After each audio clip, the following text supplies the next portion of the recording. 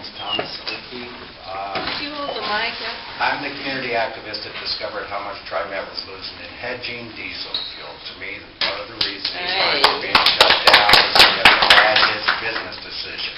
We lost $2.6 million up until January. I've estimated February losses at about $900,000, March's losses at about $800,000. There is no relief in sight. By the time these contracts expire, it's going to be millions of dollars unless something happens globally to drive the price of the barrel up. But yet, there's no accountability here. So I'll move to a different subject. If you're going to close any lines down, I think because of your mission statement, you need to allow private business to step in and fulfill your mission if they find it feasible and use your infrastructure. I also believe that the city of Portland has the opportunity to step forward. Other cities do have regional gas taxes. I think part of your funding sources should be coming from fuel, from gasoline. The city can raise the gas tax right now without voter approval. They've never initiated it, and though they do have the authority. In the legislature, there is no bill put forward by TRIMET to ask for additional monies besides from the business payroll tax. And I think you need to spread your funding sources across the board to make it more viable instead of relying on something that goes up and down depending on where the economy is at the moment. Thanks. Yeah.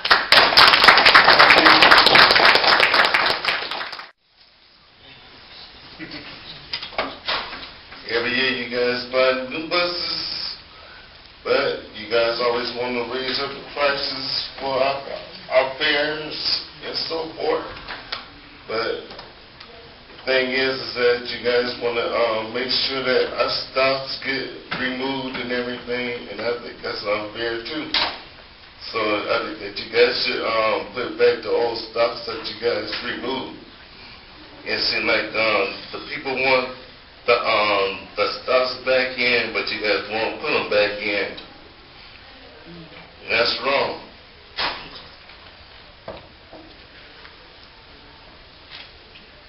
And also, you guys also don't want to stop when the people want them to stop after 8 o'clock and stuff, and that's wrong too. People be asking for the night stops, but they don't want to stop.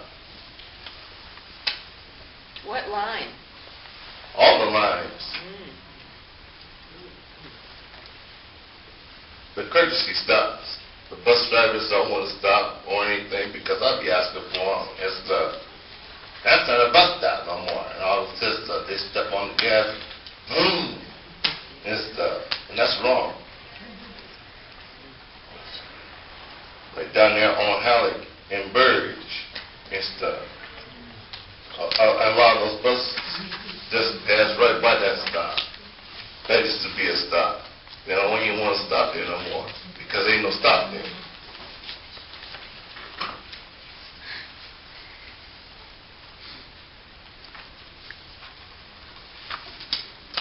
But it seems like you guys up there saying like, well, the people that beat up down there on the max routes and stuff, I see why. Because you guys ain't got no lights out there at those stops. Because I was out there in Beaverton the other night, me and my son, and you guys ain't got no lights out there on 158.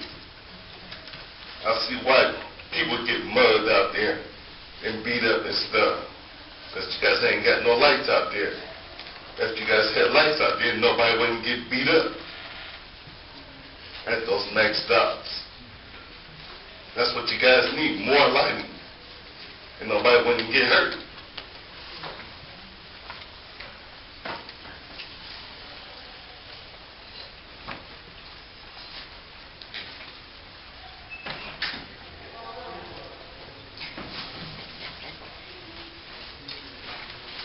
You have about 30 seconds remaining of your time, Mr. Ross. That's all I have to say. Thank you.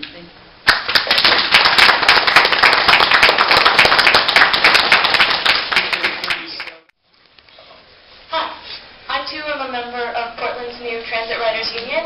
I'm here to say in hard times we need our public transit and our public transit jobs more than ever. I want to let TRIMET know that our community will stand up to defend our public services, and TRIMET, if you'll stand up for us, we'll stand up for you. This is no time to cut public transit. We should be running more buses, not fewer. After all, TRIMET ridership is at record highs. In fact, ridership nationally is at record highs. And this is not surprising because it's getting harder to afford to drive. Incomes are down. Folks are becoming more aware of the urgency of our warming planet. I think we have a growing public consensus that riding public transit is a pro-social activity, something we want everyone to do more of, not less. Yeah. Who will suffer when transit services are cut? Working people, low-income people, people of color, young people, elders, people with disabilities. Riders of public transit statistically are disproportionately people with low and moderate incomes, who make up 66% of passengers in the U.S. People of color make up 59%, and people going to work, who make up 59% of all trips. In hard times, working people depend on public transit more than ever. This includes the person who lives far out from downtown, who already has a long journey with multiple transfers, a long wait on a busy street with no sidewalk. Making service half as frequent may make their trip twice as long. This includes the person who works the swing or night shifts or starts early in the morning, who stumbles exhausted onto the first or the last bus. Cutting an early or late trip may leave them stranded. And it includes the parent who rides the bus with kids and groceries because they don't have a car to take to the store. What happens when their route is cut back? Cuts to transit also hurt the hardworking people who drive the buses and trains. Transit jobs are traditionally good union jobs, doing steady work that helps our community, helps our environment, doesn't require a college degree. With Oregon's unemployment over 10%, this is the kind of good jobs we need more of, not fewer. Indeed, I think our state and federal governments claim to be scrambling to find ways to create more jobs like this. We should be expanding service, running buses twice as often, not cutting back. Yeah.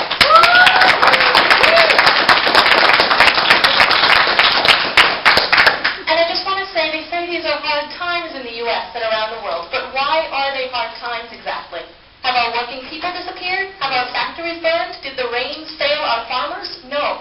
What has happened is we have allowed Congress and Wall Street to accelerate their transfer of public wealth into a few private hands. And then as we stand by, our states and counties and cities scramble to adopt austerity measures to cut our buses, our libraries, our shelters, our schools, our unemployment, our food programs, as federal government pours trillions into the bankers' coffers and the wars and the prison system. I don't know what crisis means to you, but that's what crisis means to me. Not that the brokers lost their billions, but that we're letting them take our communities down with them. Yeah. I see I have 30 seconds left, so I just want to say that's why we need to mobilize as a community to say this is what our priorities are. Again, we'll stand with you, TRIMET, if you'll stand with us. In Philadelphia, they were recently able to reverse the proposed cuts to libraries and essential services, and I think that's something we can do here.